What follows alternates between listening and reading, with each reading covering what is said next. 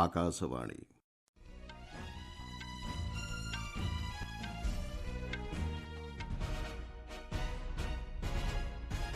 संवाद पढ़ुछंती मलय रंजन मिश्र।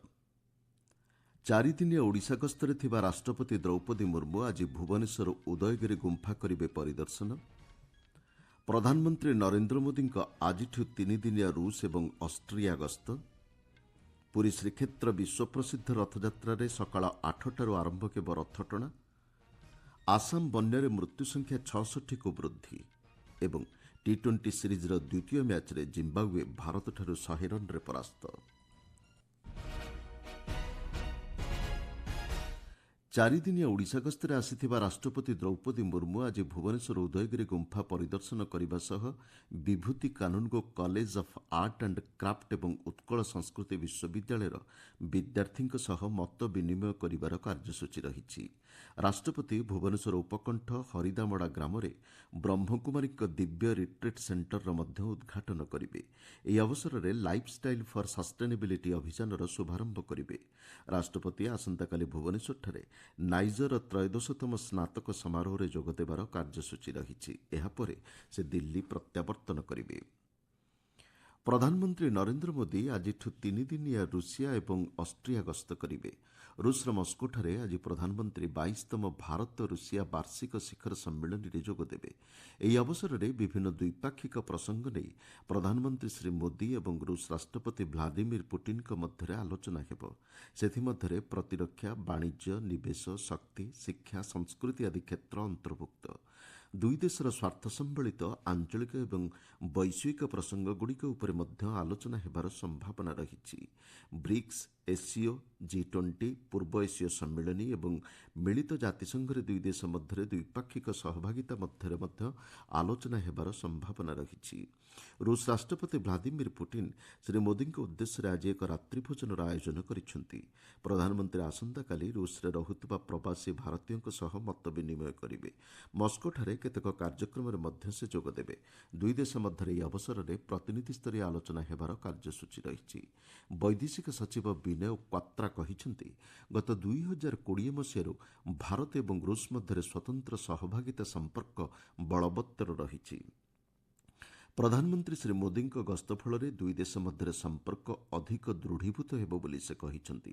ଗଣମାଧ୍ୟମକୁ ସୂଚନା ଦେଇ ରୁଷିଆରେ ଅବସ୍ଥାପିତ ଭାରତୀୟ ରାଷ୍ଟ୍ରଦୂତ ବିନୟ କୁମାର 3 ବର୍ଷ ପରେ ପ୍ରଧାନମନ୍ତ୍ରୀଙ୍କ ରୁଷର ଏହି ଗସ୍ତକୁ ଅତ୍ୟନ୍ତ ଗୁରୁତ୍ୱପୂର୍ଣ୍ଣ ବୋଲି କୁହାଯାଉଛି। ଏହି ଗସ୍ତର ଦ୍ୱିତୀୟ ପର୍ଯ୍ୟାୟରେ ଆସନ୍ତାକାଲି ଶ୍ରୀ ମୋଦି ରୁଷରୁ ଅଷ୍ଟ୍ରିଆ ଗସ୍ତରେ ଯିବେ। 2 ଦିନ ପାଇଁ ପ୍ରଧାନମନ୍ତ୍ରୀଙ୍କର ଏହି ଗସ୍ତକୁ ଅଷ୍ଟ୍ରିଆ ଚାନ୍ସେଲର ଅତ୍ୟନ୍ତ ଉତ୍ସୁକତାର ସହ ଅପେକ୍ଷା କରିଛନ୍ତି ବୋଲି କହିଛନ୍ତି। ସେଠାରେ ପ୍ରଧାନମନ୍ତ୍ରୀ ଅଷ୍ଟ୍ରିଆ ପ୍ରତିପକ୍ଷ ଏବଂ ଚାନ୍ସେଲରଙ୍କ ସହ ପୁଞ୍ଜିନିବେଶ ସଂକ୍ରାନ୍ତରେ ଆଲୋଚନା କରିବାର କାର୍ଯ୍ୟସୂଚୀ ରହିଛି। ଫ୍ରାନ୍ସରେ ସଂସଦୀୟ ନିର୍ବାଚନର ଦ୍ୱିତୀୟ ପର୍ଯ୍ୟାୟ ଶେଷ ହୋଇଛି। ଆଭ୍ୟନ୍ତରୀଣ ମନ୍ତ୍ରଣାଳୟ ପକ୍ଷରୁ ମିଳିଥିବା ସୂଚନା ଅନୁଯାୟୀ ପାଖାପାଖି 60% ମତଦାନ ହୋଇଛି। ବିଗତ 4 ଦଶନ୍ଧି ମଧ୍ୟରେ ଏହି ମତଦାନ ହାର ସର୍ବାଧିକ ବୋଲି ଜଣାପଡ଼ିଛି। ବିଭିନ୍ନ ଗଣମାଧ୍ୟମ ସଂସ୍ଥା ଦ୍ୱାରା କରାଯାଇଥିବା ପ୍ରାକ୍ ଆକଳନ ଅନୁଯାୟୀ କୌଣସି ମେଣ୍ଟକୁ ପୂର୍ଣ୍ଣ ସଂଖ୍ୟାଗରିଷ୍ଠତା ମିଳିବାର ସମ୍ଭାବନା କମ୍ ରହିଛି। ସଂସଦର ନିମ୍ନ ସଦନର 577ଟି ଆସନ ମଧ୍ୟରୁ 501ଟି ଆସନରେ ମତଦାନ ହୋଇଛି। ପ୍ରଥମ ପର୍ଯ୍ୟାୟରେ 76ଟି ଆସନ ପାଇଁ ସିଧାସଳଖ ମତଦାନ ଅନୁଷ୍ଠିତ ହୋଇଥିଲା। ମେରି ଲେ ପେନ୍ଙ୍କ ଦକ୍ଷିଣପନ୍ଥୀ ଜାତୀୟ ରାଲି ପ୍ରଥମ ପର୍ଯ୍ୟାୟ ନିର୍ବାଚନରେ 1/3 ଭୋଟ୍ ଜିତି ସଂଖ୍ୟାଗରିଷ୍ଠତା ଆଡ଼କୁ ଅଗ୍ରସର ହୋଇଛନ୍ତି। ତେବେ ଭୋଟ୍ ଗଣତି ପରେ ଫଳାଫଳ ସ୍ପଷ୍ଟ ହେବ ବୋଲି ଜଣାପଡ଼ିଛି। ପୁରୀ ଶ୍ରୀକ୍ଷେତ୍ରରେ ଚାଲିଥିବା ବିଶ୍ୱପ୍ରସିଦ୍ଧ ରଥଯାତ୍ରାରେ ଆଜି ସକାଳ 8ଟାରୁ ପୁଣି ଥରେ ରଥଟଣା ଆରମ୍ଭ ହେବ। ଚଳିତ ବର୍ଷର ଏହି ବିରଳ ରଥଯାତ୍ରାରେ ଗତକାଲି ନିର୍ଦ୍ଧାରିତ ସମୟ ପୂର୍ବରୁ ସମସ୍ତ ନୀତିକାନ୍ତି ଶେଷ ହୋଇଥିଲେ ମଧ୍ୟ 3ଟି ଯାକ ରଥ ଗୁଣ୍ଡିଚା ମନ୍ଦିରରେ ପହଞ୍ଚି ପାରିନଥିଲା। ବଡ଼ ଠାକୁରଙ୍କର ତାଳଧ୍ୱଜ ରଥ ମରିଚିକୋଟ ଛକ ନିକଟରେ ଅଟକିଥିବା ବେଳେ ସୁଭଦ୍ରାଙ୍କର ଦେବଦଳନ ରଥ ଶ୍ରୀନଗର ନିକଟରେ ଅଟକି ରହିଛି। ସେହିପରି ପ୍ରଭୁ ଜଗନ୍ନାଥଙ୍କର ନନ୍ଦିଘୋଷ ରଥ ସିଂହଦ୍ୱାରଠାରୁ ସାମାନ୍ୟ ଆଗକୁ ଯାଇ ଅଟକିଛି। ରଥଯାତ୍ରା ପାଇଁ ଗତକାଲି ପୁରୀରେ ପ୍ରବଳ ଜନସମାଗମ ହୋଇଥିଲା। ରଥ ଟଣାକୁ ନେଇ ଶ୍ରଦ୍ଧାଳୁଙ୍କ ଉତ୍ସାହ ଏବଂ ଠେଲାପେଲାରେ ଅଣନିଶ୍ୱାସୀ ଯୋଗୁଁ ଜଣେ ଭକ୍ତଙ୍କର ମୃତ୍ୟୁ ହେବା ସହ ବହୁ ଲୋକ ଆହତ ହୋଇଥିବା ଜଣାପଡ଼ିଛି। ଆହତଙ୍କୁ ପୁରୀ ଡାକ୍ତରଖାନାରେ ଚିକିତ୍ସା କରାଯାଉଛି। ଏହି ଘଟଣାରେ ମୁଖ୍ୟମନ୍ତ୍ରୀ ମୋହନ ଚରଣ ମାଝୀ ଗଭୀର ଦୁଃଖ ପ୍ରକାଶ କରିବା ସହ ମୃତ ବ୍ୟକ୍ତିଙ୍କ ନିକଟ ସମ୍ପର୍କୀୟଙ୍କ ଲାଗି 4 ଲକ୍ଷ ଟଙ୍କାର ଅନୁକମ୍ପାମୂଳକ ରାଶି ଘୋଷଣା କରିଛନ୍ତି। ଆପଣମାନେ ସମ୍ବାଦ ଶୁଣୁଛନ୍ତି ଆକାଶବାଣୀରୁ। ଆସାମ ବନ୍ୟାରେ ଗତ 24 ଘଣ୍ଟା ମଧ୍ୟରେ ଆଉ 8 ଜଣଙ୍କର ମୃତ୍ୟୁ ହେବା ସହ ମୋଟ ମୃତ୍ୟୁ ସଂଖ୍ୟା 66କୁ ବୃଦ୍ଧି ପାଇଛି। ବନ୍ୟା ପରିସ୍ଥିତିରେ ସାମାନ୍ୟ ସୁଧାର ପରିଲକ୍ଷିତ ହୋଇଥିଲେ ମଧ୍ୟ 29ଟି ଜିଲ୍ଲାର 24 ଲକ୍ଷରୁ ଅଧିକ ଲୋକ ପ୍ରଭାବିତ ହୋଇଛନ୍ତି। 3,500 ଗ୍ରାମର 68,000 ହେକ୍ଟରରୁ ଅଧିକ ଜମିର ଫସଲ ନଷ୍ଟ ହୋଇଥିବା ଜଣାପଡ଼ିଛି। ପ୍ରାୟ 53,000ରୁ ଅଧିକ ଲୋକ 269ଟି ରିଲିଫ୍ କ୍ୟାମ୍ପରେ ଆଶ୍ରୟ ନେଇଛନ୍ତି। ଏନ୍ଡିଆର୍ଏଫ୍ ଏବଂ ଏସ୍ଡିଆର୍ଏଫ୍ ଉଦ୍ଧାର ଓ ରିଲିଫ୍ କାର୍ଯ୍ୟରେ ନିୟୋଜିତ ଅଛନ୍ତି। 361ଟି ରିଲିଫ୍ କେନ୍ଦ୍ର ମାଧ୍ୟମରେ ପ୍ରଭାବିତ ଲୋକଙ୍କୁ ସହାୟତା ଯୋଗାଇ ଦିଆଯାଉଛି। ବ୍ରହ୍ମପୁତ୍ର ସମେତ ବିଭିନ୍ନ ନଦୀରେ ଜଳପତ୍ତନ ବିପଦ ସଂକେତ ଉପରେ ପ୍ରବାହିତ ହେଉଛି। ବନ୍ୟା ଦ୍ୱାରା 176ଟି ରାସ୍ତା, 6ଟି ପୋଲ ସହ ବହୁ ଭିତ୍ତିଭୂମି କ୍ଷେତ୍ର କ୍ଷତିଗ୍ରସ୍ତ ହୋଇଥିବା ଜଣାପଡ଼ିଛି। ଜାମ୍ମୁ କାଶ୍ମୀରରେ ନିଶାଦ୍ରବ୍ୟ କାରବାର ଏବଂ ଆତଙ୍କବାଦୀ ସଂଗଠନକୁ ପାଣ୍ଠି ଯୋଗାଣ ମାମଲାରେ କଥିତ ମୁଖ୍ୟ ଅଭିଯୁକ୍ତକୁ ଜାତୀୟ ତଦନ୍ତକାରୀ ସଂସ୍ଥା ଏନ୍ଆଇଏ ଗିରଫ କରିଛି। ଗତ 2020 ଜୁନ୍ ମାସରୁ ଏହି ଅଭିଯୁକ୍ତ ସୟଦ ସଲିମ ଜାହାଙ୍ଗୀର ଆନ୍ଦ୍ରାବି ଫେରାର ଥିଲା।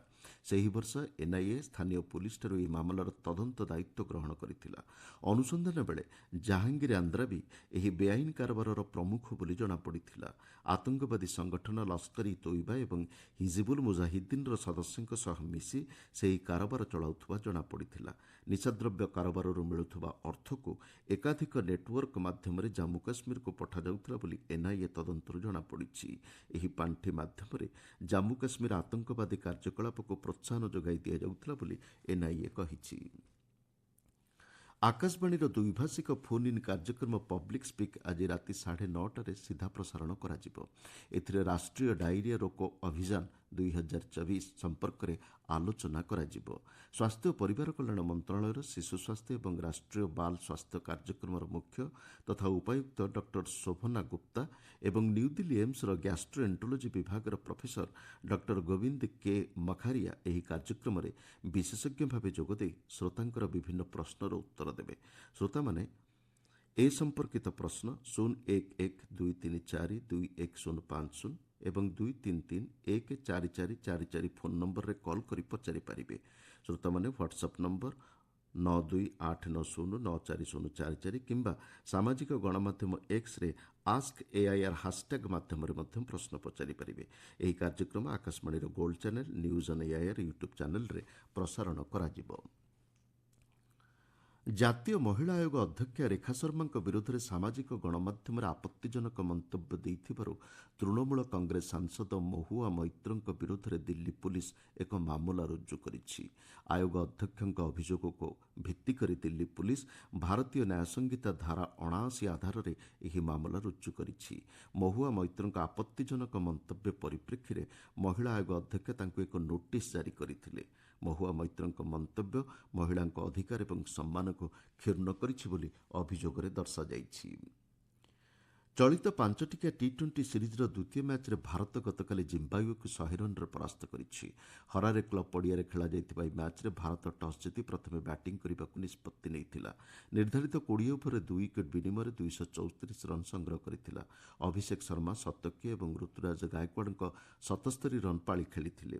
235 ରନ୍ର ବିଜୟ ଲକ୍ଷ୍ୟକୁ ପିଛା କରି ଜିମ୍ବାବୁଏ 8ଟି ବଲ୍ ବାକି ଥାଇ ସମସ୍ତ ୱିକେଟ୍ ହରାଇ 134 ରନ୍ କରିବାକୁ ସକ୍ଷମ ହୋଇଥିଲା। ଅଭିଷେକ ଶର୍ମାଙ୍କୁ ପ୍ଲେୟାର ଅଫ୍ ଦି ମ୍ୟାଚ୍ ବିବେଚିତ କରାଯାଇଛି। ଚେନ୍ନାଇ ଏମ୍ଏ ଚିଦାମ୍ବରମ୍ ଷ୍ଟାଡିୟମ୍ରେ ଗତକାଲି ଭାରତ ଓ ଦକ୍ଷିଣ ଆଫ୍ରିକା ମଧ୍ୟରେ ଅନୁଷ୍ଠିତ ଦ୍ୱିତୀୟ ମହିଳା ଟି-20 କ୍ରିକେଟ୍ ମ୍ୟାଚ୍ ବର୍ଷା ଯୋଗୁଁ ସମ୍ଭବ ହୋଇପାରିନଥିଲା। ଭାରତ ଟସ୍ ଜିତି ଦକ୍ଷିଣ ଆଫ୍ରିକାକୁ ବ୍ୟାଟିଂ କରିବା ପାଇଁ ଆମନ୍ତ୍ରଣ କରିଥିଲା। ଦକ୍ଷିଣ ଆଫ୍ରିକା ନିର୍ଦ୍ଧାରିତ 20 ଓଭରରେ 6 ୱିକେଟ୍ ବିନିମୟରେ 177 ରନ୍ ସଂଗ୍ରହ କରିଥିଲା। ତେବେ ପ୍ରବଳ ବର୍ଷା ଯୋଗୁଁ ଭାରତୀୟ ଇନିଂସର ଗୋଟିଏ ବଲ୍ ବି ଖେଳାଯାଇ ପାରିନଥିଲା। ଫଳରେ ମ୍ୟାଚ୍କୁ ବାତିଲ କରାଯାଇଥିଲା। ଆସନ୍ତାକାଲି ଚେନ୍ନାଇଠାରେ ତୃତୀୟ ମ୍ୟାଚ୍ ଖେଳାଯିବ। ମୁଖ୍ୟ ସମ୍ବାଦଗୁଡ଼ିକ ପୁଣିଥରେ। 4 ଦିନିଆ ଓଡ଼ିଶା ଗସ୍ତରେ ଥିବା ରାଷ୍ଟ୍ରପତି ଦ୍ରୌପଦୀ ମୁର୍ମୁ ଆଜି ଭୁବନେଶ୍ୱର ଉଦୟଗିରି ଗୁମ୍ଫା କରିବେ ପରିଦର୍ଶନ। ପ୍ରଧାନମନ୍ତ୍ରୀ ନରେନ୍ଦ୍ର ମୋଦିଙ୍କ ଆଜିଠୁ 3 ଦିନିଆ ରୁଷ ଏବଂ ଅଷ୍ଟ୍ରିଆ ଗସ୍ତ। ପୁରୀ ଶ୍ରୀକ୍ଷେତ୍ର ବିଶ୍ୱପ୍ରସିଦ୍ଧ ରଥଯାତ୍ରାରେ ସକାଳ 8ଟାରୁ ଆରମ୍ଭ ହେବ ରଥଟଣା। ଆସାମ ବନ୍ୟାରେ ମୃତ୍ୟୁ ସଂଖ୍ୟା 66କୁ ବୃଦ୍ଧି ଏବଂ ଟି-20 ସିରିଜ୍ର ଦ୍ୱିତୀୟ ମ୍ୟାଚ୍ରେ ଜିମ୍ବାବୁଏ ଭାରତଠାରୁ 100 ରନ୍ରେ ପରାସ୍ତ। ସମ୍ବାଦ ଶେଷ ହେଲା।